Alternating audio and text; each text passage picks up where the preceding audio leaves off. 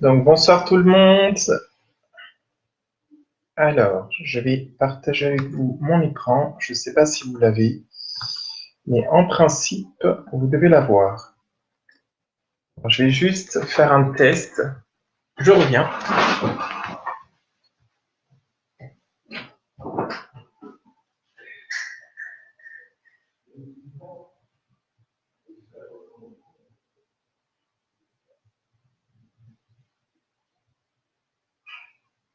Bonne chance.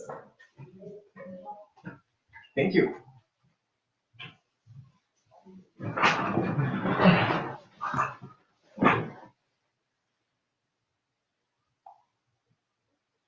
Donc, est-ce que vous me recevez bien? Je vais juste faire un test. Je vais prendre mon portable. Là, je suis avec mon ordinateur. Je vais prendre mon portable pour, voilà, pour avoir un visuel.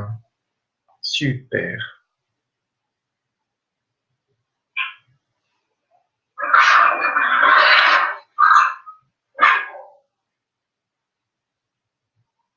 Ok, super. Donc, je vois que donc n'hésitez pas en fait à m'envoyer un cœur ou un j'aime en fait pour que je puisse savoir qui est là ou bien m'envoyer un commentaire. Donc en tout cas là pour l'instant vous êtes à une personne. Donc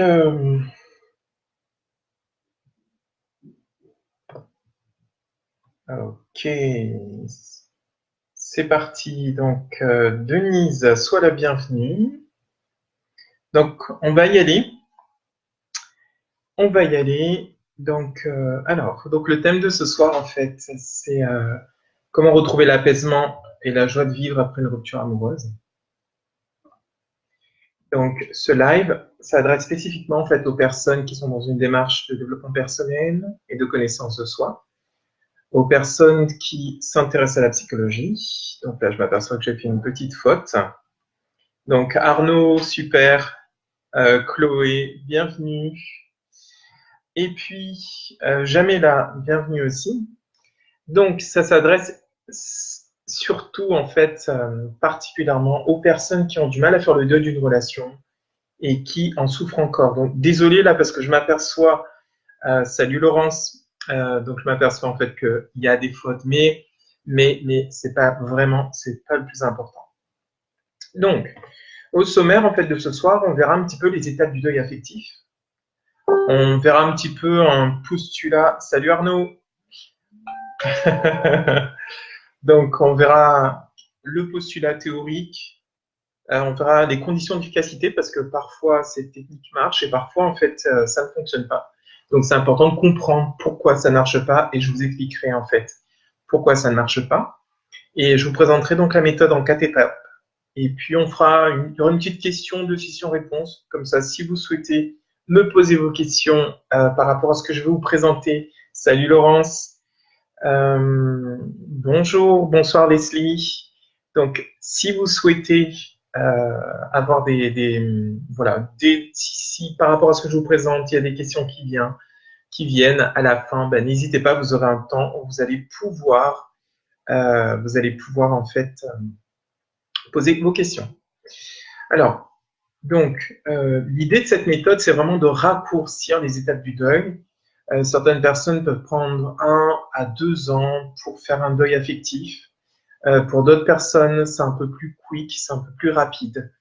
Donc, je vais vous rappeler un petit peu les étapes du deuil. Je ne sais pas si vous les connaissez. Est-ce que vous pouvez soit faire un pouce en l'air ou soit un cœur pour savoir si c'est pertinent, en fait, qu'on voit les étapes du deuil ou est-ce que vous voulez qu'on passe cette partie-là? Donc, qu'est-ce que vous en dites? Est-ce qu'on voit les étapes du deuil ou pas?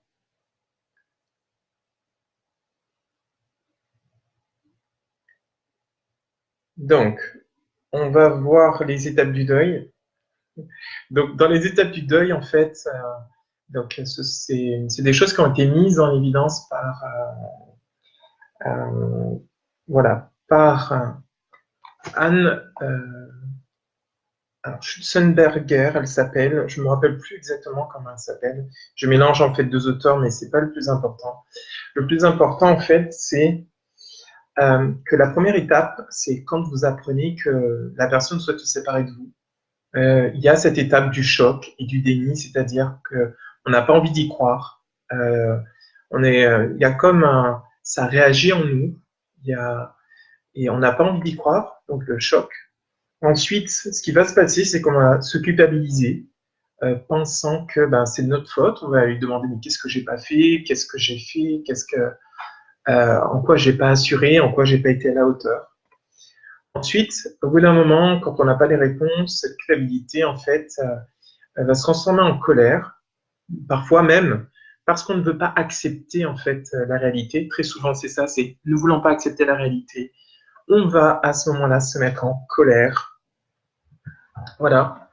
Et nous aurons en fait une quatrième étape après cette colère, c'est qu'on va passer à la phase de marchandage. Alors marchander, qu'est-ce que c'est? C'est vouloir négocier, vouloir dire, ok, écoute, on continue à rester ensemble, mais je vais faire autrement, ne t'inquiète pas, je vais être plus attentif à ceci, plus attentif à cela, etc.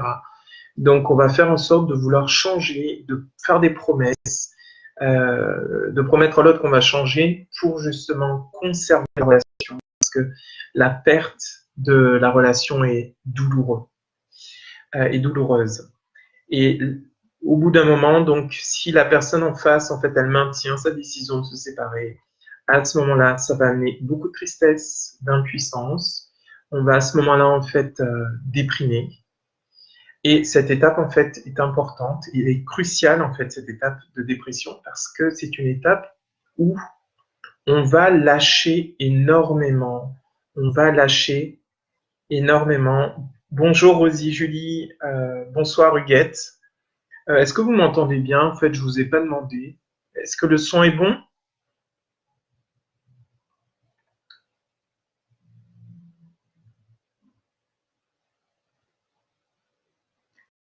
Là, j'ai un retour sur mon portable, mon téléphone portable. Donc, apparemment, le son est bon, donc je continue.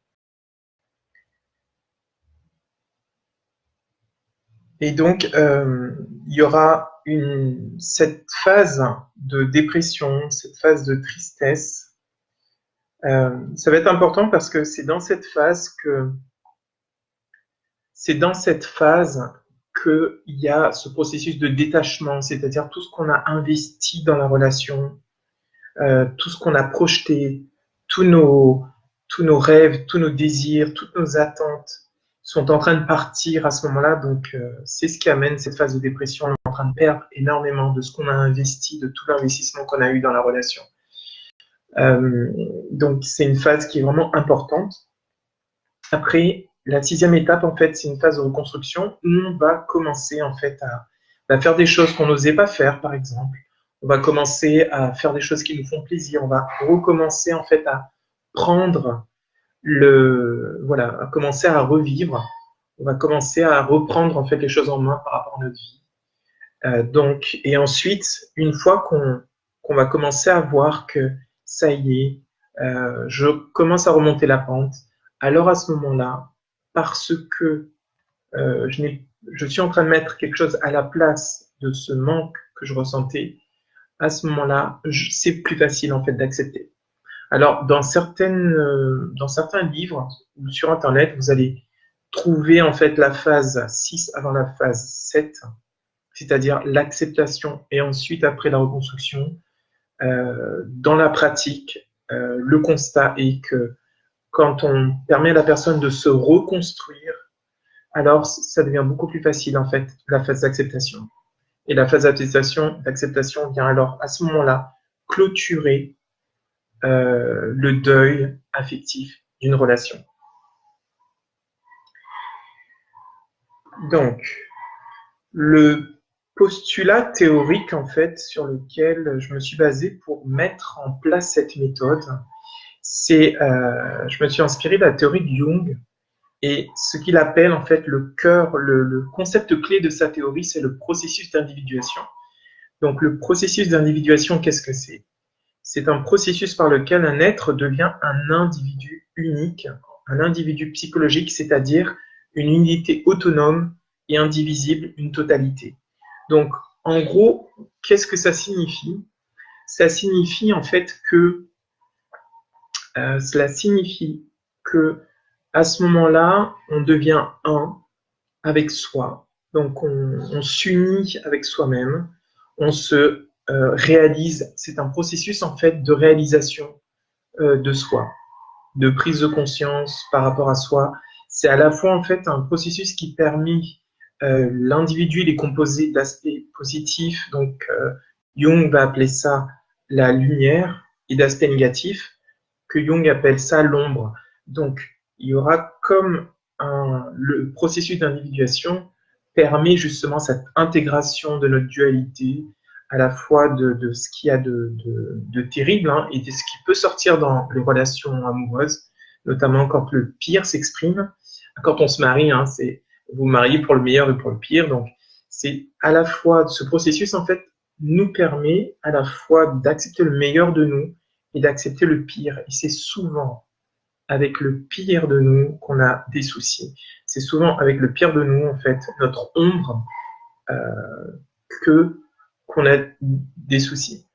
Donc, l'un des postulats aussi de cette méthode que je vais vous présenter en fait dans un instant, l'un des postulats en fait de cette méthode, c'est que bon, ça c'est un adage. Si vous êtes dans le développement personnel et spirituel, vous savez en fait que les autres sont nos miroirs. C'est-à-dire que ce que l'on va reprocher à l'autre, ce sont des choses en fait qu'on se reproche inconsciemment à soi. Donc le processus d'individuation, en fait, ça consiste également à reprendre la responsabilité de ce que l'on projette au niveau inconscient. Donc là, l'idée, c'est vraiment de faciliter, de favoriser en fait une autonomie psychologique. Donc Jung est pour moi en fait l'un des auteurs en psychanalyse qui s'est intéressé le plus en fait à la spiritualité. Donc il a à la fois une approche psychologique, une approche spirituelle, et c'est ce qui a fait, étant donné que j'ai cette sensibilité-là aussi, c'est ce qui a fait que j'ai adhéré en fait à sa théorie. Donc, avant d'aller plus loin, dites-moi juste, est-ce que ce que je viens de vous exposer est clair ou est-ce que là, à ce stade, vous avez des questions, notamment par rapport à... Là, on est vraiment au cœur de cet échange ce soir, c'est vraiment cette compréhension du processus d'individuation. Est-ce que c'est au clair ou pas, cette partie-là ou pas? Donc, je répète donc que nous avons tendance à reprocher aux autres ce que nous-mêmes, nous ne nous autorisons pas à faire. Donc, il s'agit de soi, en fait. Et la deuxième chose, c'est que l'autre est un miroir, en fait, pour nous. Donc, ce qu'on reproche à l'autre, c'est quelque chose, en fait, que nous portons en nous également. Et que le processus d'individuation consiste à reprendre la responsabilité à la fois des choses conscientes que l'on fait, mais aussi de ce qui se passe au niveau inconscient. Donc, bonsoir Shamila. Est-ce que ça vous paraît clair? Est-ce que vous avez des questions à ce stade? Donc là, le live va durer à peu près une trentaine de minutes. Donc je vous attends. Est-ce que vous avez des questions à ce stade? En tout cas, en attendant, en fait, je vous remercie chaleureusement en fait d'être aussi présent. Là, vous êtes cinq à participer à ce direct-là. En tout cas, franchement, ça me fait chaud au cœur que vous soyez là. Je vous remercie beaucoup. Et, j'ai envie de plus en plus d'animer en fait de ce genre de live pour partager avec vous. Et donc, à vous de me dire si c'est clair. On continue. Ok, super, très bien. Donc, alors, ce que j'ai pu constater en fait dans la pratique, c'est qu'il y avait des conditions qui facilitaient l'efficacité et puis des conditions où, en appliquant la méthode que je vais vous présenter,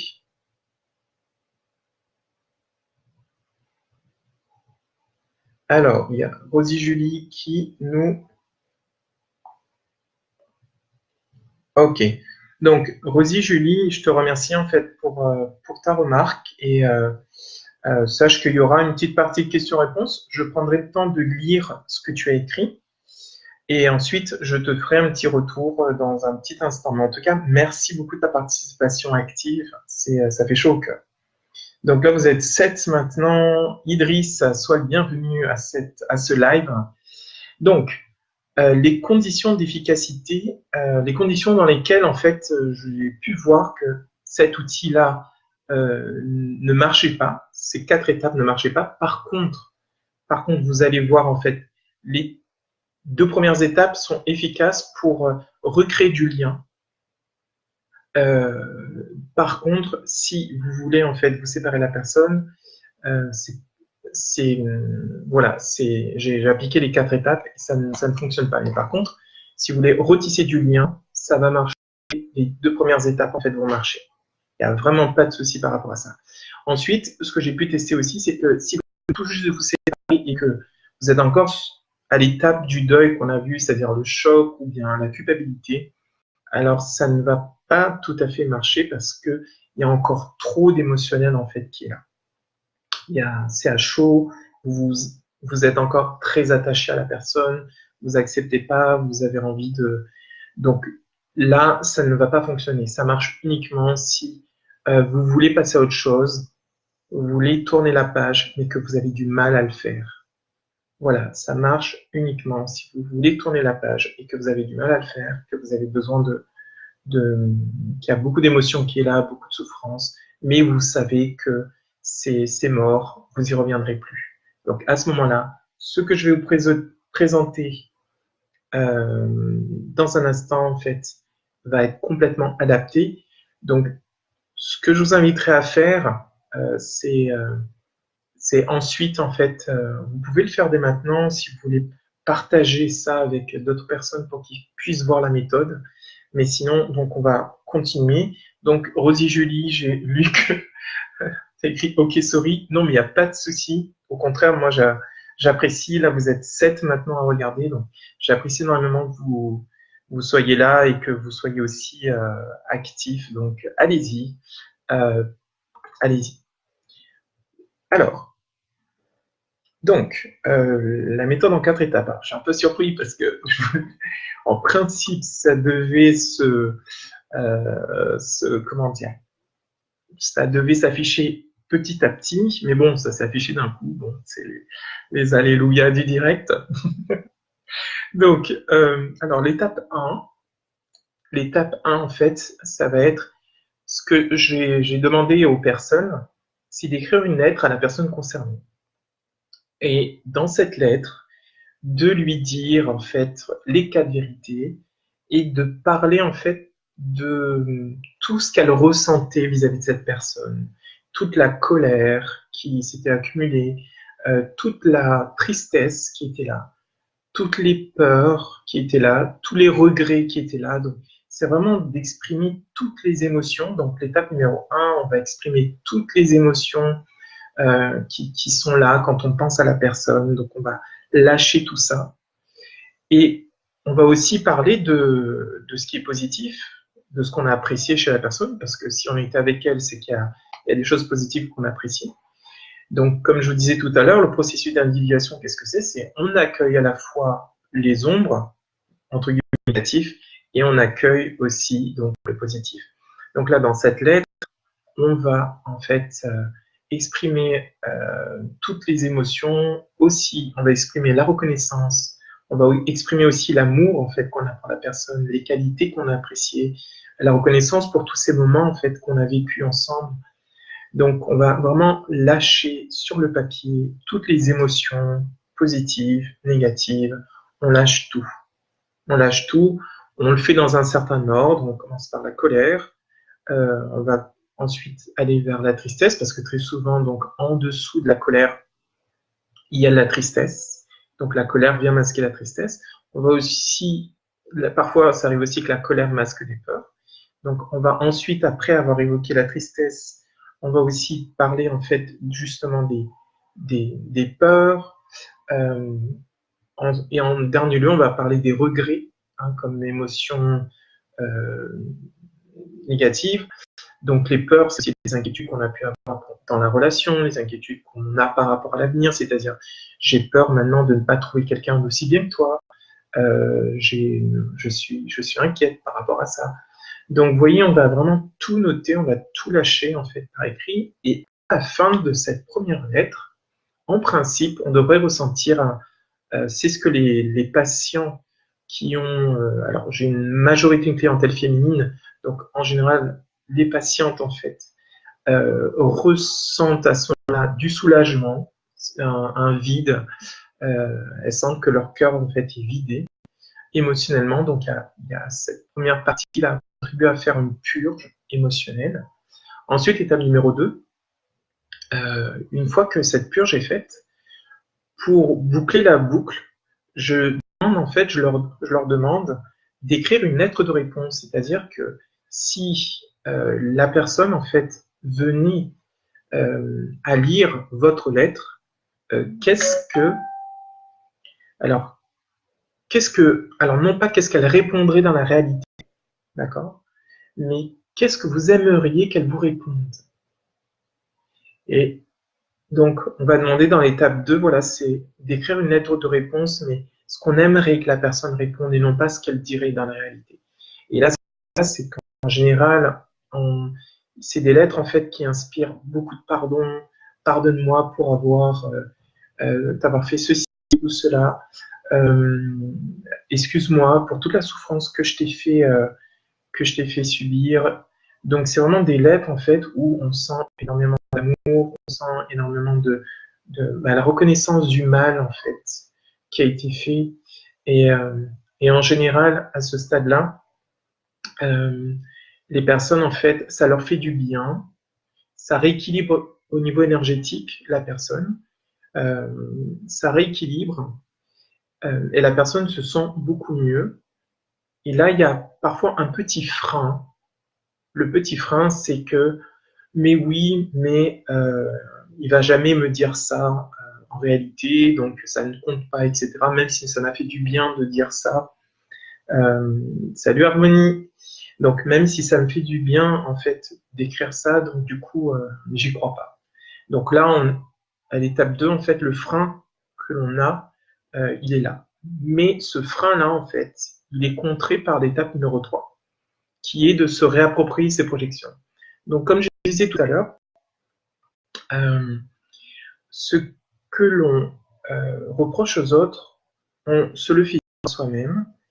Donc là, ce que je demande en fait aux personnes, c'est de se réapproprier leur projection, c'est-à-dire que au lieu par exemple de dire, par exemple dans la colère, tu m'as manqué de considération, tu n'as pas été présent pour moi, donc tous les reproches en fait, on va se les réapproprier. Donc qu'est-ce que c'est que se réapproprier?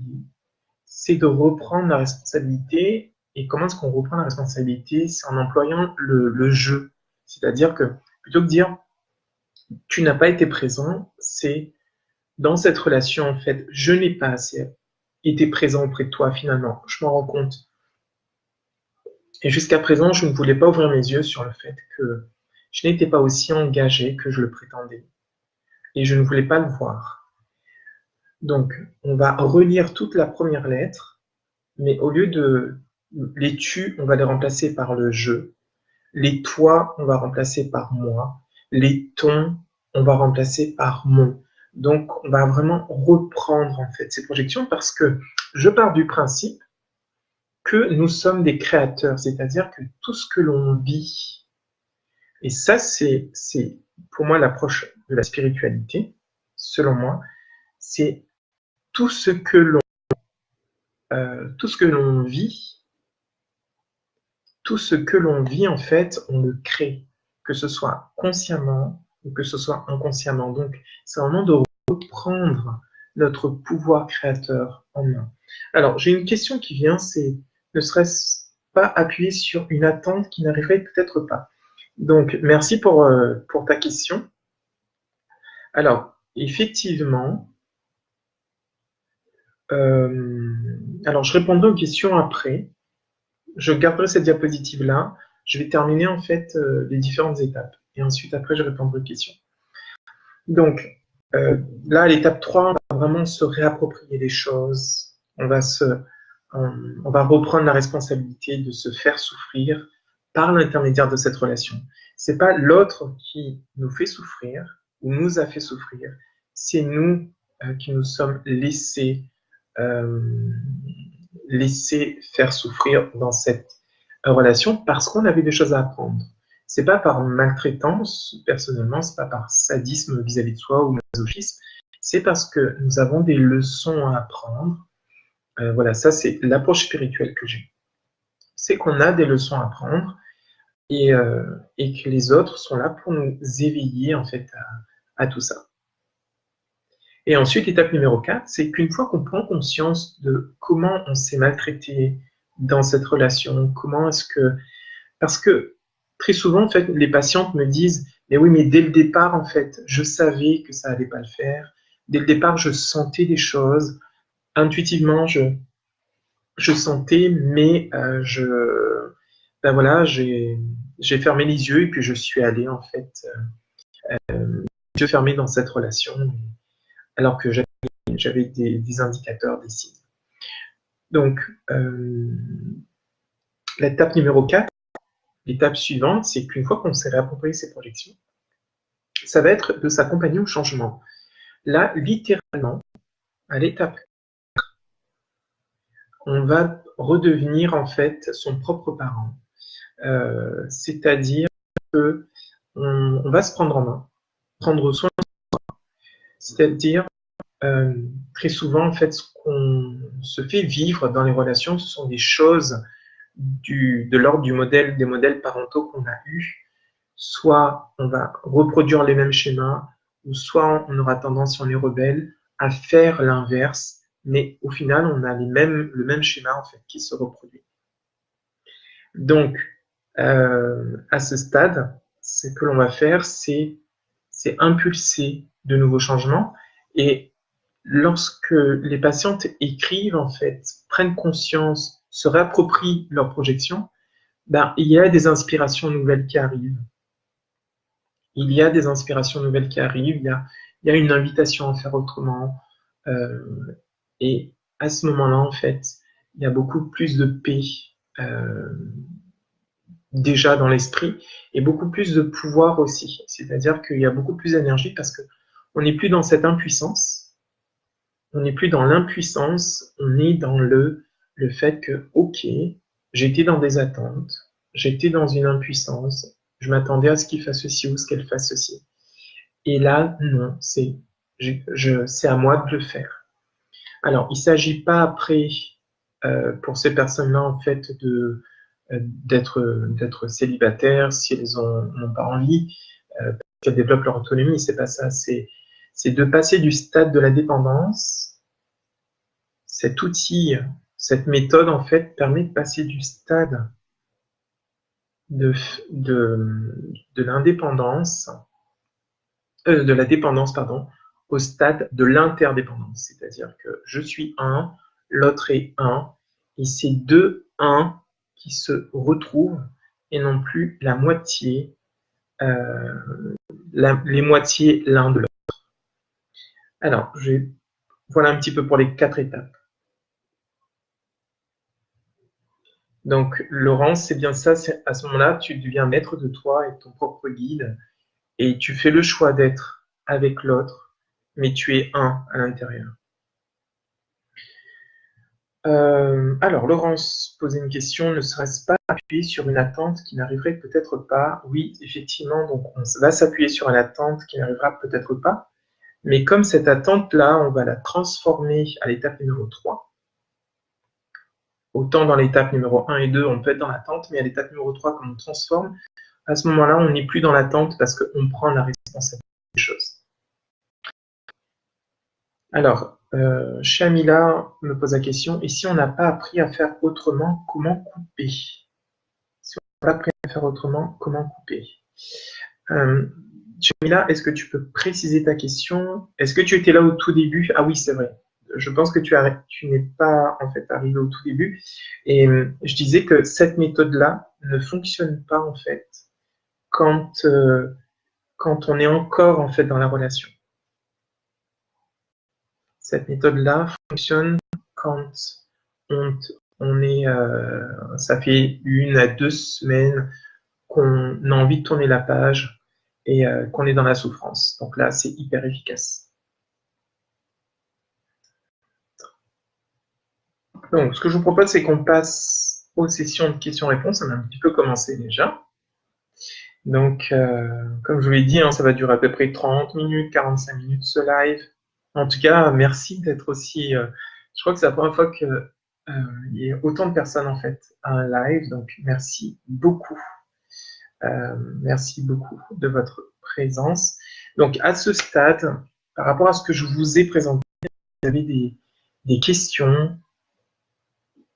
Est-ce que c'était clair? J'attends vos retours avant de continuer.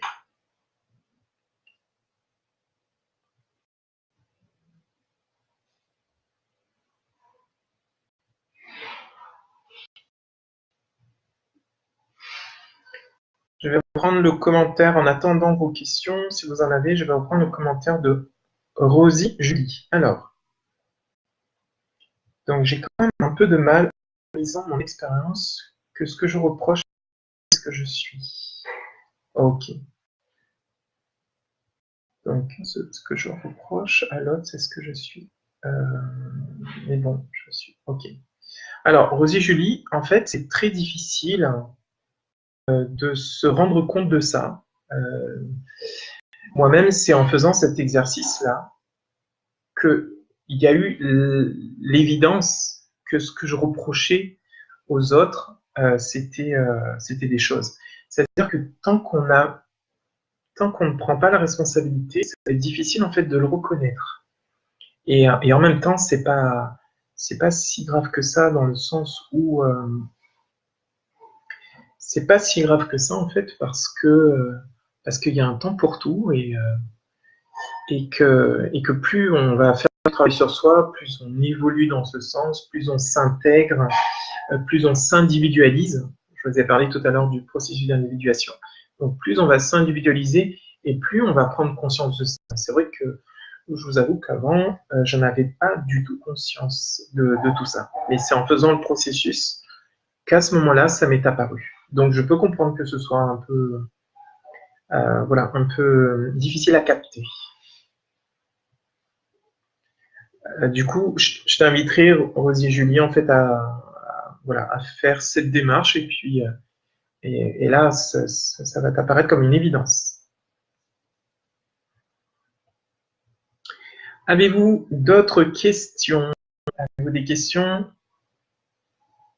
Donc le live va toucher à sa fin.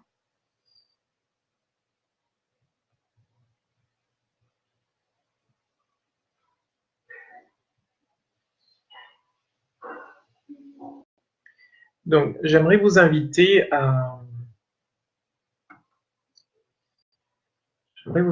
en fait, par rapport à ce live, à pouvoir le partager si, voilà, si vous savez qu'il y a des personnes qui sont actuellement dans votre entourage des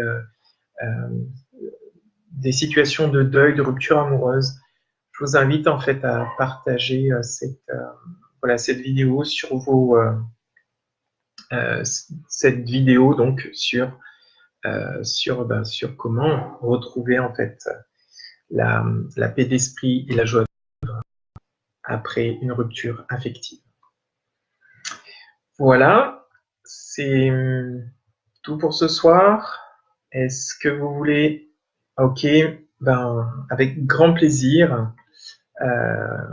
Merci à vous aussi pour votre participation à ce live. Et donc, j'ai eu pas mal de demandes en fait de conférences sur des thèmes. Du coup, je les ferai en live. Le prochain thème, je pense que ce sera donc l'estime de soi. Voilà, donc si vous êtes intéressé, soyez sûr de partager en fait cette vidéo avec les personnes qui en auraient besoin. Et voilà, si vous n'avez pas encore liké la page du cabinet Psyformance, je vous invite à le faire le plus vite possible. voilà, pour être tenu informé des prochains lives, des prochaines publications que je vais faire, voilà, sur le thème de la psychologie et de l'épanouissement personnel. Je vous dis à très bientôt. Merci de votre écoute. Merci pour votre participation. À bientôt.